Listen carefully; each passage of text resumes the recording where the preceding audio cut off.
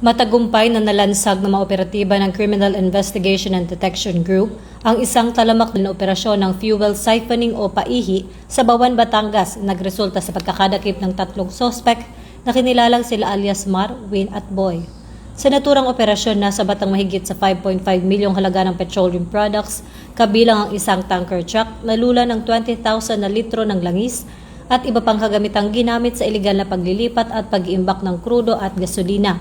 Ang mabilis at planadong pagkilos na ito ng PNP ay patunay ng kanilang dedikasyon na sugpuin ang mga gawaing kriminal na sumisira sa patas na daloy ng komersyo at naglalagay ng panganib sa buhay ng mga mamamayan sa naturang lalawigan. Ang pagsabog ng ganitong uri ng sindikato ay bahagi ng mas malawak na adhikain ng pambansang pulisya na siguruhin ang kaayusan at kaligtasan ng bansa sa pamamagitan ng tapat at mabilis na serbisyong nararamdaman ng bawat Pilipino. Nananawagan naman ang PNP sa publiko na manatiling mapagmatsyag at huwag mag-atubiling iulat ang anumang kahina-hinalang aktibidad sa kanilang komunidad, lalo na ang mga ilegal na bodega ng langis na maaaring magdulot ng sunog o sakuna.